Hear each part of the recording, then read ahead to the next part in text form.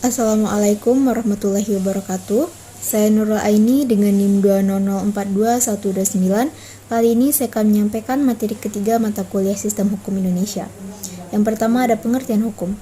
Kata hukum berasal dari bahasa Arab yakni al-hukum yang artinya kaidah atau ketetapan. Hukum adalah aturan-aturan perilaku yang dapat diberlakukan atau diterapkan untuk mengatur hubungan-hubungan antar manusia dan antara manusia dengan masyarakat. Manusia merupakan makhluk sosial. Ada sebuah ungkapan yang mengatakan di mana ada masyarakat, di situ ada hukum. Hukum sebagai ilmu pengetahuan, yakni pengetahuan yang tersusun secara sistematis atau metodis atas dasar kekuatan pemikiran.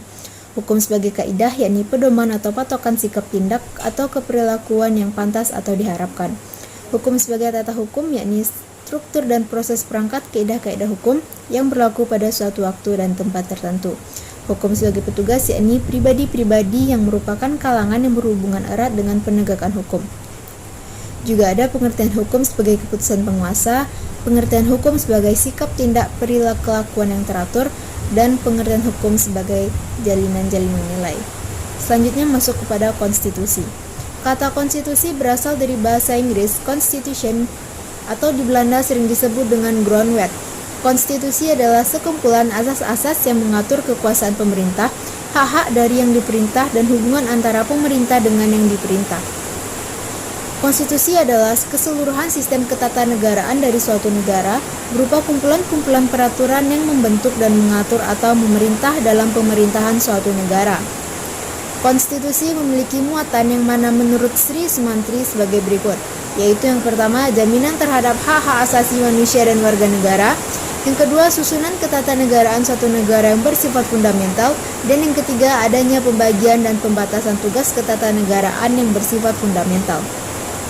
Karl Lowenstein dalam bukunya Reflection of the Value of Constitution membedakan 3 macam nilai konstitusi dengan didasarkan pada realitas kekuasaan norma konstitusi, yaitu normatif, nominal, dan semantik.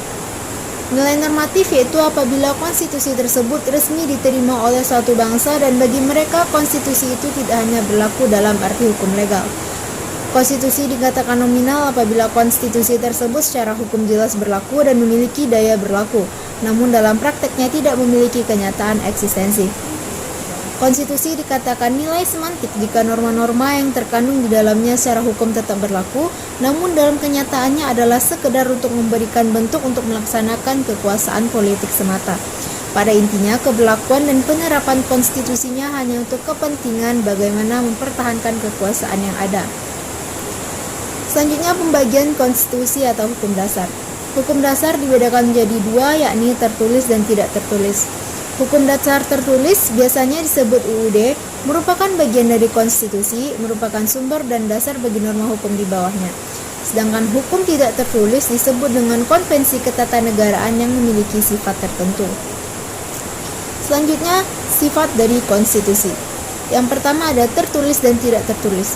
Tertulis yakni dituangkan dalam dokumen ataupun naskah formal, sedangkan maksud dari tidak tertulis yakni apabila ketentuan-ketentuan yang mengatur suatu pemerintahan tidak dimuat dalam suatu dokumen tertentu, melainkan diatur dalam konvensi-konvensi atau undang-undang biasa. Yang kedua yakni fleksibel dan rigid. Fleksibel maksudnya mudah menyesuaikan dengan perkembangan zaman dan dapat diubah dengan cara yang sama seperti undang-undang. Sedangkan rigid yakni sulit menyesuaikan dengan perkembangan zaman dan cara merubahnya memiliki cara-cara khusus. Selanjutnya, hukum dan sistem sosial masyarakat.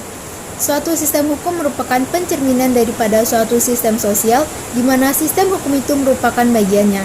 Sistem hukum memiliki sifat yang dualistis, yakni pada suatu sisi hukum merupakan ketentuan yang berisi jaminan hak-hak warga, mempertahankan hak-haknya, menjamin kesejahteraan, dan pada sisi lain hukum dapat menjadi alat yang ampuh untuk mengendalikan warga-warga masyarakat oleh penguasa untuk mempertahankan kedudukan sosial politik ekonominya.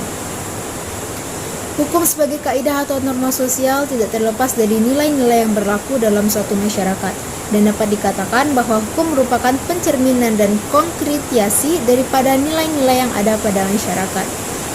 Sekian kali ini.